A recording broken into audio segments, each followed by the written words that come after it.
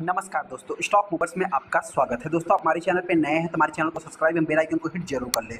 आज हम बात करेंगे केफिन टेक्नोलॉजी के बारे में। इस कंपनी की बात करें तो ये स्टॉक में आप कह सकते हैं कि मतलब कल के दिन मार्केट जैसे ही ओपन था तो इस स्टॉक में लगभग 12% के आसपास तेजी दिखाया था। जाहिर सी बात है, छोटी मोटी प्रॉफिट बुकिंग देखने को मिलती, फिर भी स्टॉक ने 10 से 11% का तेजी दिखाया था।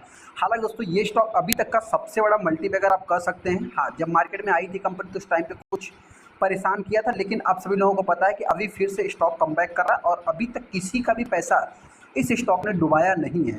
हालांकि इस स्टॉक में इस टाइप की क्यों इतनी बड़ी तेजी देखने को मिली और क्यों ये स्टॉक आने वाले समय में भविष्य का और भी बड़ा मल्टीबैगर बन सकता है, सेकेंड क्या इस स्टॉक को बाई करना चाहिए या नहीं करना चाहिए, जिससे रिलेटेड मैं आगे डिस्कस करूंगा। हम आगे केफिन टेक्नोलॉजी के ऊपर जैसा कि आप देख सकते हैं, सबसे पहले अगर मैं इस कंपनी की बात करूं तो अभी तक का अगर आप देखेंगे तो मैक्सिमम चार्ट पैटर्न में लगभग 250% के ऊपर कंपनी रिटर्न बना के दिया। और एक दिन के अगर चार्ट को देखेंगे 1 अक्टूबर को, आज तो मार्केट बंद था, यहाँ पे देखा जाए तो आप कह सकते हैं कि लगभग स्टॉक ने 11% की तेजी दिखाया है। और एक्चुअल में अगर मैं इस कंपनी की बात करूँ तो 1 अक्टूबर को लगभग 12% के ऊपर स्टॉक ने तेजी दिखाया था। जाहिर सी बात है, जब मार्केट में किसी टाइप की तेजी देखने को मिलती है एक तरफा, तो फिर स्टॉक में गिरावट भी देखने को मिल जाती है।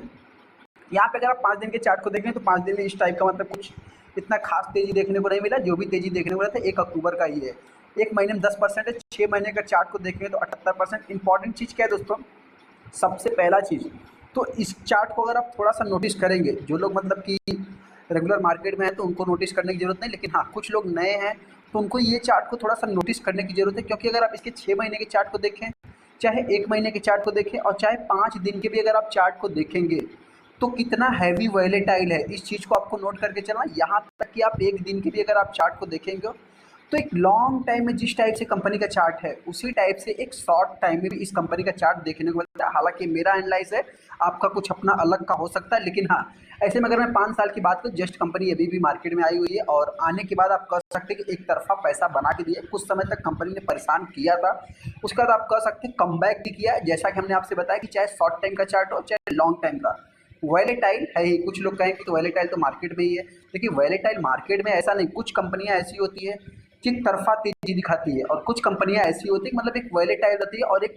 मतलब उसका अगर आप चार्ट देखेंगे तो आपको थोड़ा सा मतलब कि मदरसन संवर्धना जैसा देखने को मिल जाएगा। चार्ट अगर आप उसका देखेंगे तो आपको जो है कि हो सकता है वेदांता जैसा देखने को मिल जाएगा।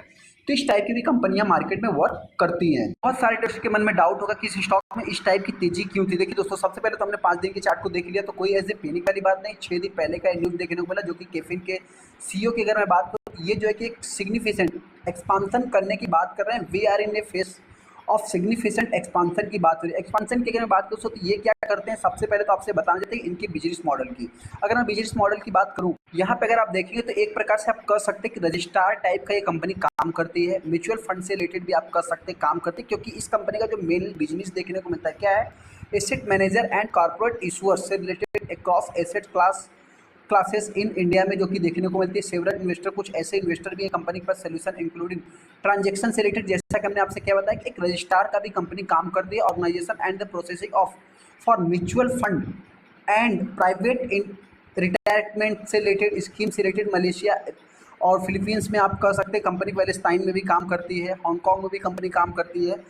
तो इस हिसाब से देखा जाए मतलब कि एक प्रकार से ये कंपनी ग्लोबल लेवल पे और यहाँ पे आप कह सकते हैं कि डोमेस्टिक लेवल पे भी वर्क करते हुए दिख जाती है। हालांकि दोस्तों, अगर मैं कंपनी की मार्केट कैप की बात करूँ तो 20,000 करोड़ का मार्केट कैप है। तो ये भी कंपनी एक mid cap small cap type की कंपनी देखने को मिलती है। प्रमोटर इसमें ज़्यादा है नहीं। हालांकि एक इंपॉर्टेंट चीज़ ये भी आपको नोटिस करने की जरूरत है कि बहुत सारी अगर मैं म्यूचुअल फंड वाली कंपनियों की बात करूँ तो एक निपॉन इंडिया एसेट मैनेजमेंट को छोड़ करके HDFC को भी आप चाहे तो नोटिस कर सकते हैं। मैंने बहुत ज़्यादा एनालाइज नहीं किया है, फिर भी अगर मैं बात करूँ तो बहुत ज़्यादा आपको वहाँ पे मतलब कि कैंप्स की अगर मैं बात कर लूँ या इसकी बात कर लूँ या आप CDSL की बात कर लें तो वहाँ पे बहुत ज़्यादा आपको प्रमोटर देखने को नहीं मिलेंगे। हालांकि ये कंपनी प्योर डेट फ्री भी देखने को मिल जाती है। इन सभी कंपनियों में भी अगर आप देखेंगे दोस्तों तो बहुत ज़्यादा मतलब कि यहाँ पे आपको मतलब इसका जो भी कंपटीटर है यहाँ पे प्रमोटर न के बराबर ही रहते हैं, कोई भी प्लेस देखने को मिलता नहीं है।